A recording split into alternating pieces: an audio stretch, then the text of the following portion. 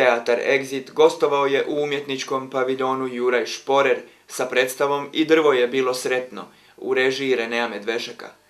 Ovo je prva predstava za djecu u sklopu Opatijske dječje kazališne sezone Jesen-zima.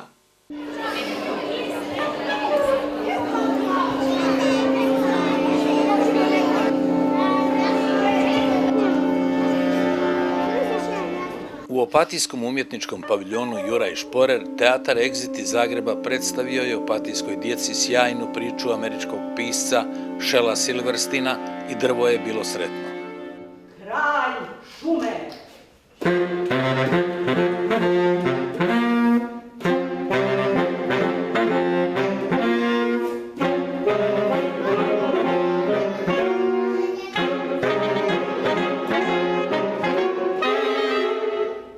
Vrijeme je prolazilo, a dječak je rastao. A I drvo je raslo.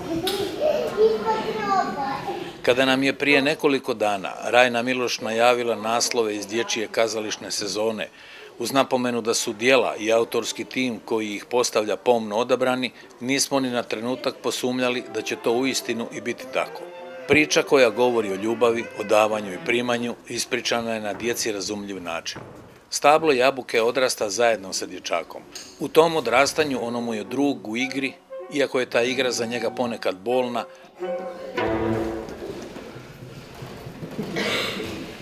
Drvo, ja te volim, jako, jako.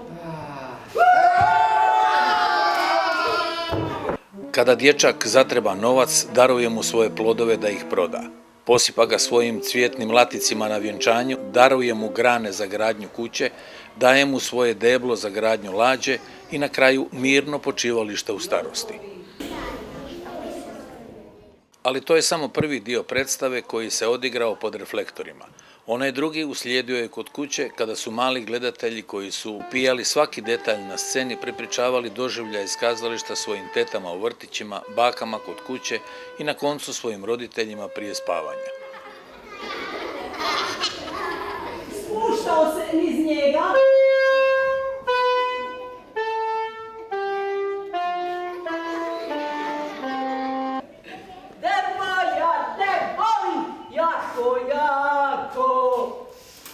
Onda je otišao jako daleko I onda je se ženio I onda je onda je bio u kući, onda su uživali I onda su nešto pili I vino su pili. A onda je dječak već odstario. Onda je odmarao u miru I tišini I više nikad nije jako onako glasno vikao za drvo I nego je rekao samo da voli drvo. I upravo tu počinje pravi život ove predstave, jer ona I nije baš tako jednostavna. Pitanje davanja I uzimanja, odnosno altruizma I egoizma, jedan je od osnovnih I temeljnih odnosa među ljudima uopće. Roditelji koji su sa svojom djecom odgledali briljantno izvedenu predstavu imaju sjajnu priliku da ispričaju zašto je drvo bilo sretno, a tako je malo dobilo. Dobro drvo, zašto ti sve to radiš?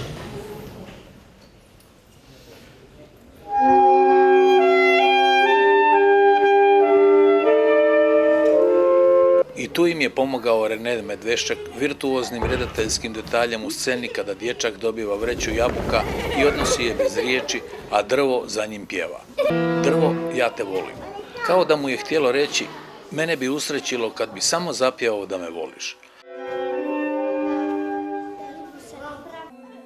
Način na koji nam je ispričana ova priča je fascinantan. 4 saksofonista, glumca I pjevača bili su u cijeloj predstavi toliko uvjerljivi da smo iz njihovih nota iščitali sve osjećaje I riječi koje je drvo htjelo izgovoriti. Poigraj se, odmori, budi sretan.